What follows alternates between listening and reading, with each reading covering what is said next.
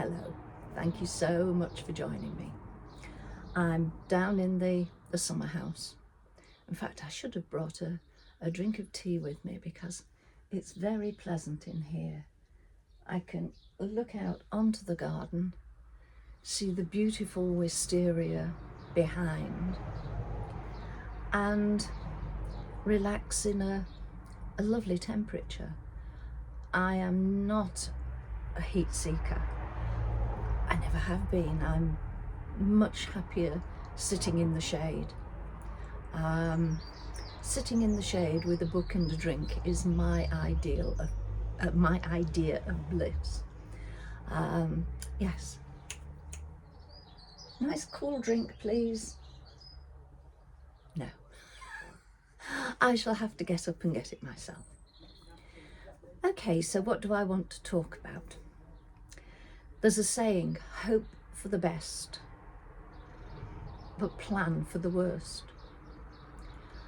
And it's actually a good thing to work with on more than one level. Hoping for the best is good. That you keep a positive spin on. Otherwise, you're worrying and going down the worst case scenario, which I admit fully and openly I am very, very good at doing. So if we're hoping for the best, then it's keeping that negativity at a much more copable level.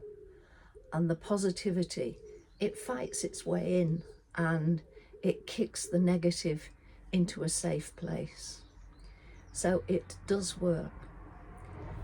And the planning for the worst, yeah, that helps, though it may sound cockamamie, to hope for the best. Because if you're planning and preparing, then you are occupied. You're doing things.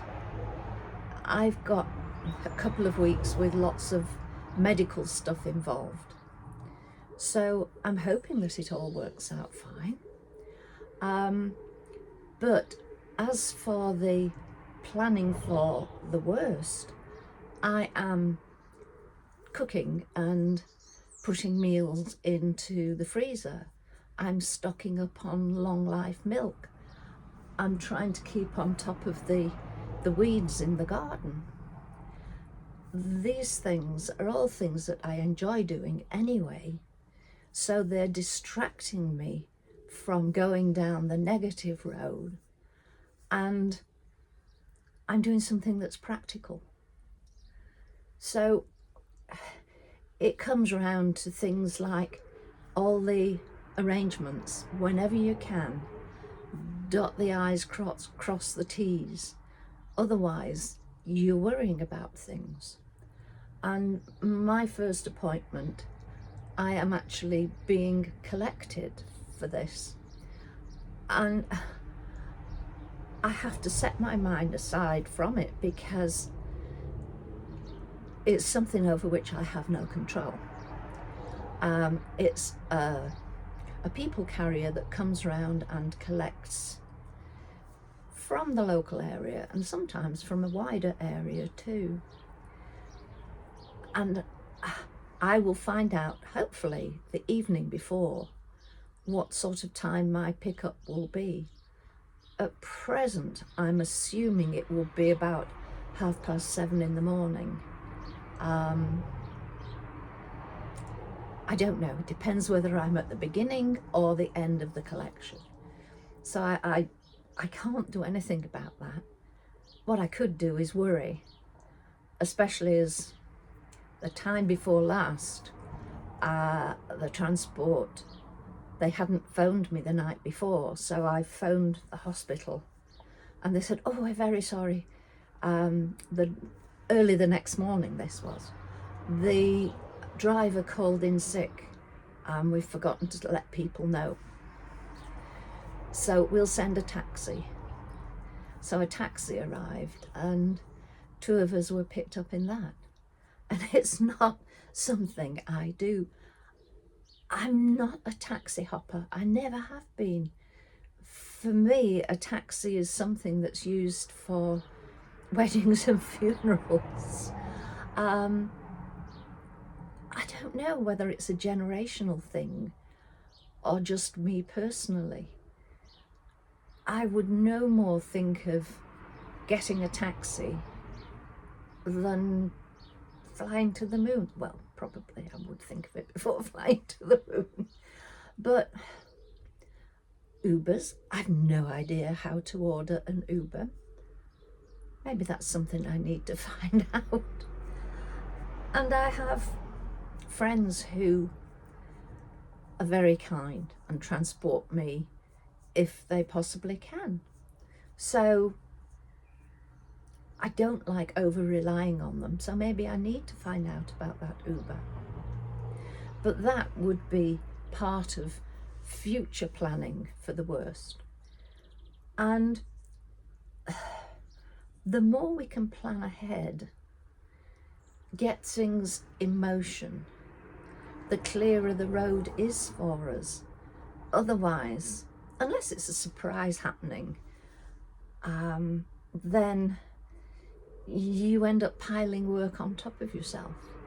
And there are always things that catch us out. I can't remember if it was one of my son's 18th or 21st birthdays. I had big parties here for both. And the morning, 2 days before, when I was heavily into preparing things, getting the freezer full of things, the fridge full of things, shopping and more shopping, I very sleepily came down the stairs, off the bottom step, into water. And my dishwasher had decided to just keep on and on and on filling in the night. Panic stations. Boys, get up. Swishing the water out, trying to get as much water out of the very soggy carpet as was possible. Fortunately, it hadn't gone through into the hallway and the sitting room. So that was, shall we say, an interesting time in a lead up to a party. But it was all right in the end. I got my dehumidifier going in the room and told people, if possible, don't panic, Mr. Mannering. If when you're walking through the middle room that the carpet goes squelch, it's not you. And I explained. So after they'd had a couple of drinks, I really didn't care anyway. Now, there are things that will catch us unawares. But the more that we can plan ahead, whilst we keep that hoping for the best, it serves us well. So, having failed to plan and bring a drink out, I will now go and get myself a glass of orange and come back out into the garden. And hopefully that wasp, no, it's a bee, oh, I shall have to guide it out of the door, will find where it's going. There's no flowers in here, Sunshine. I'm sorry. Those are artificial ones. Down a bit and then you're out. No, it needs some help and guidance. So on that note, thank you for joining me. Take care and be very kind to yourself. Bye for now. Bye.